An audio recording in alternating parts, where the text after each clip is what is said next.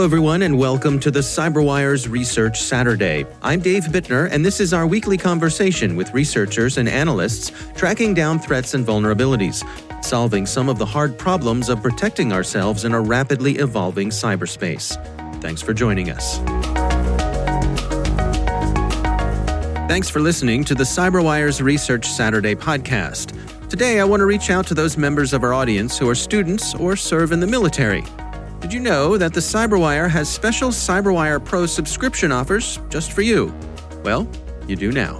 Because of your student or military status, that's active or reserve military status, you are able to subscribe to CyberWire Pro or CyberWire Pro Plus at a significant discount. That means you can unlock access to our focus briefings, exclusive podcasts, quarterly analyst calls, premium articles, and much more. To learn more, visit the cyberwire.com/pro and click on the Contact Us button in the academic or government and military box. That's cyberwire.com/pro and then click Contact Us in the box that applies to you and we'll hook you up. Thanks again for listening to Research Saturday. Since the fingerprint space became something that the everyday home user was involved in, there's been a lot of fear, uncertainty, and doubt around it. That's Craig Williams. He's head of Talos outreach at Cisco. The research we're discussing today is titled Fingerprint Cloning, Myth or Reality? You know, we've seen lots of reports around people being able to defeat Touch ID, but we haven't really seen any that really laid down all the methodologies and the way that the samples were collected and how long it took and how effective they were across multiple vendors. And so when we approached this project, the thing that we were wondering is, let's assume a worst case scenario. You know, my team travels all the time, going around the world, giving lectures at security conferences. And so we thought, well, what happens if you have a mobile device with you that's secured with a fingerprint-based authentication system, and when you're going through customs, passport control or someone would like your phone for a while? You know, like, is it feasible for that security to be defeated, or do you have nothing to worry about? You know, what actually is the threat model that you should be worried about? Right. So how did you get started? Where did you begin? Talos has its fingers in everything. We look at hardware from everyone and anything from a mobile device to, you know, large, expensive medical devices to very specialized ICS equipment. So it was very much in our arc of interest. And, you know, I think really one of the main things that drew me to this is it's not often that we get to do security research that benefits the home user. Right? How often do we get to tell your non-technical friends or your parents or whoever, hey, you know what? You don't need to worry about something. So when those rare opportunities present themselves, we would like to be there, and we would like to be there with evidence and facts. Yeah, fair enough. Well, let's go through your process here. How did you begin by sort of taking the lay of the land of the different types of fingerprint technologies that are out there? Well, really, the first thing we did is we looked at the problem space, right? So, you know, at a high level, what is a fingerprint? You know, what are the systems available to duplicate it? And then what are the systems available to replicate it? And then what technologies exist to prevent you from doing that?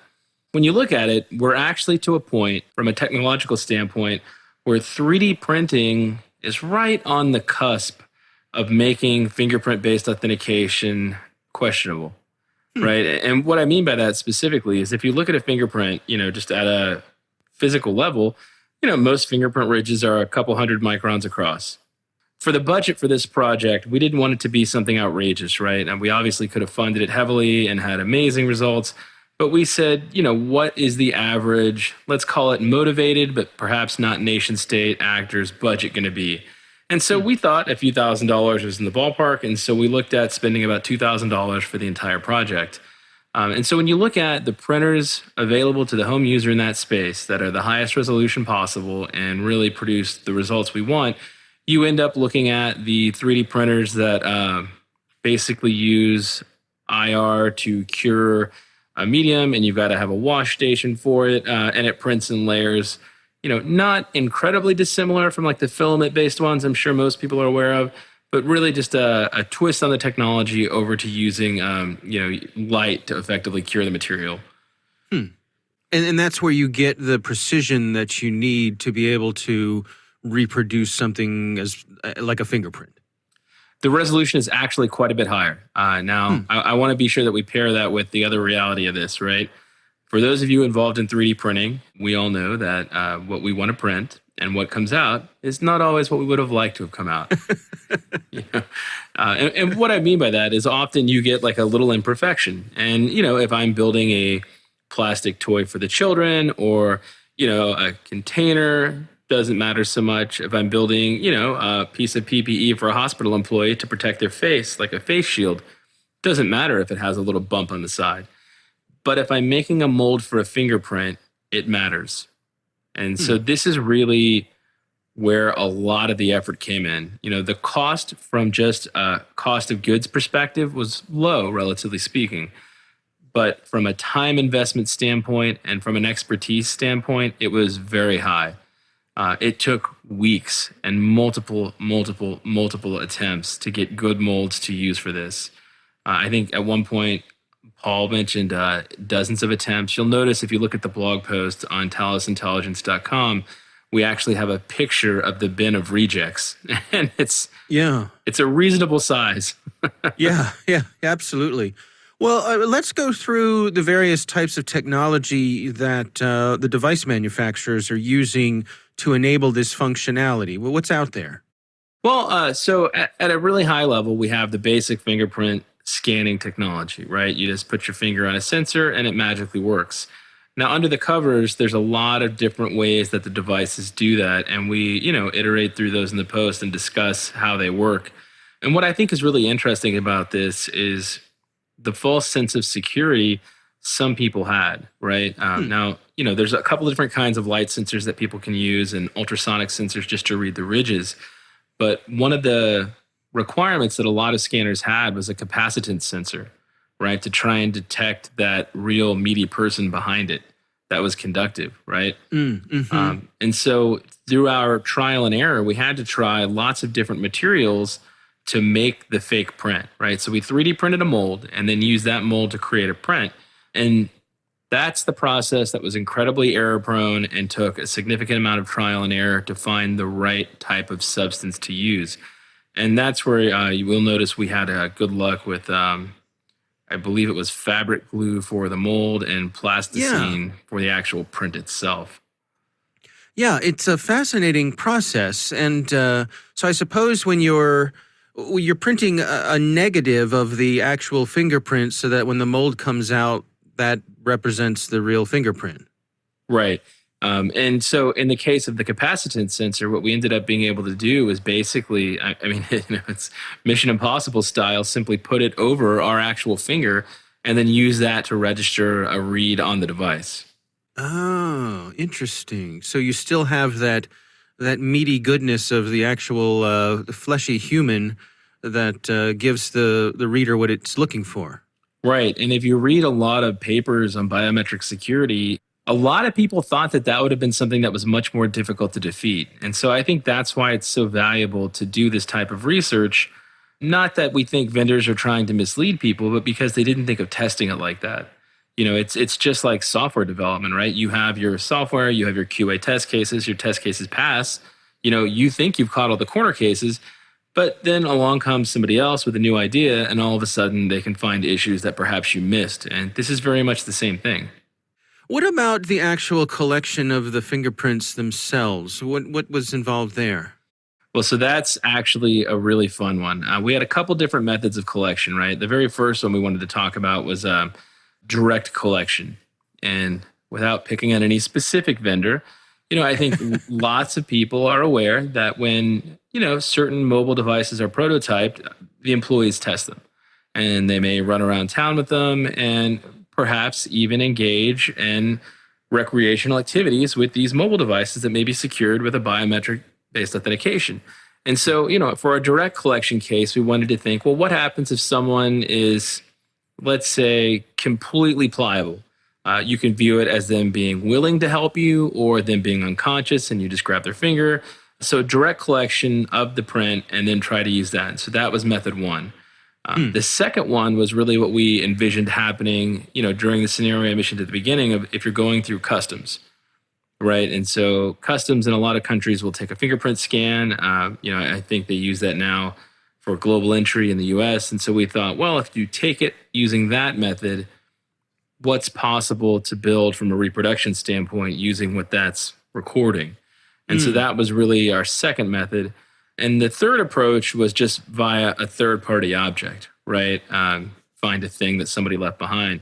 And so I think this is really what's important for people to realize, that from my perspective, the security provided by a fingerprint is not too dissimilar from that provided by like a social security number, right? It's not secret.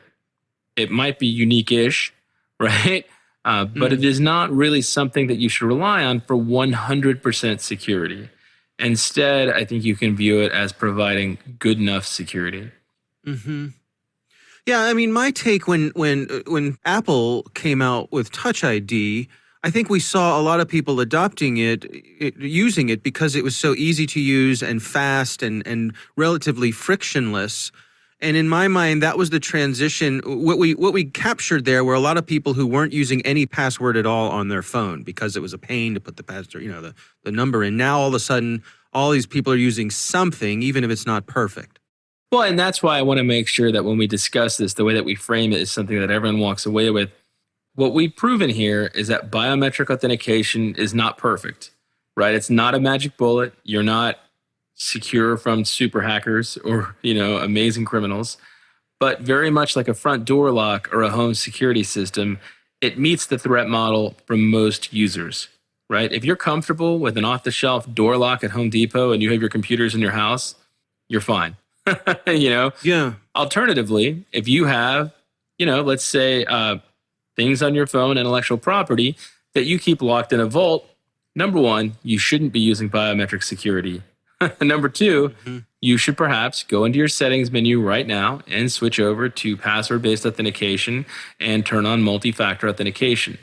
Think of it like using a home security system to defend against a world-famous cat burglar or a nation state. Any security system, no matter what you pay, is not going to be a large impediment to those groups, to those well-funded groups. On the other hand, for your typical average everyday person, it's more than adequate. It will keep out criminals, it will secure your device, and the ease of use is through the roof. Yeah. Now, having gone through this exercise and learning what you all learned, how difficult would it be for you to do this now, knowing what you know?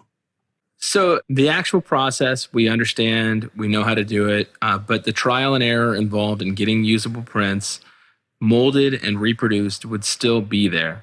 Now, it's possible that if we invested a significant amount of money, this could be streamlined, but I think that the barrier to entry is still high enough that this is not something the everyday user needs to be concerned about. Now, I do want to be transparent here. If you look at our results, there seems to be a very clear choice that was made during the design of these sensors on various manufacturers. Right? So think about the way fingerprints live in this world. Well, okay, not today, but like 3 months ago. Think about the day your fingerprints lived. You're at work, you're hitting a keyboard, you go to the gym, you're rubbing off your fingerprints. Maybe after work, you dig a hole. And then all of a sudden, you've got to unlock your phone to, say, get in your car, right? Maybe you have a Tesla. Well, your fingerprint has been ground off at the gym, ground off digging a hole, potentially rubbed away at work. And so what you have is a reduced quality compared to the one that perhaps you set in the morning when you woke up. And so what these vendors have to choose from is basically a bar of accuracy versus ease of use. And I think we can all agree that while fingerprint security is important, the main draw of biometrics and the reason that so many people are dependent on it is because it is so easy to use. The first time I have to start scanning my fingerprint 3, 4, 5 times to unlock my phone, I'm just going to go back to a password because it'll work the first time, and it's going to take the same amount of time for me to key in like 20 characters as scan, wait, scan, wait, scan, wait. One of the things that caught my eye in your blog post here is how much your success was dependent on the mold getting the scale right. Like that seemed to be a really one of the sensitive elements here of having success. Absolutely. The mold process itself, I think, is the one that was really the biggest hurdle for us. It is one of those things, though, that people do need to realize that as 3D printing technology advances, as there are automated ways to produce these, this process will get easier, right? And so I think it's important that we realize, think about how old fingerprints are, right? They've been used for identification purposes since, oh man, what, like long time, yeah. 1920s, the Al Capone prohibition era. And so for that to work today in 2020 is amazing. But I think it's important that we know when this 3D printing and scanning and home manufacturing technology is going to reach a level where this is something that we shouldn't be relying on as much. And so, when I look at our research at a high level, I think the takeaway is simply this. Right now, 3D printing technology is vastly improved. Right now, it is possible to defeat most fingerprint-based authentication systems using 3D printing technology available to the home user.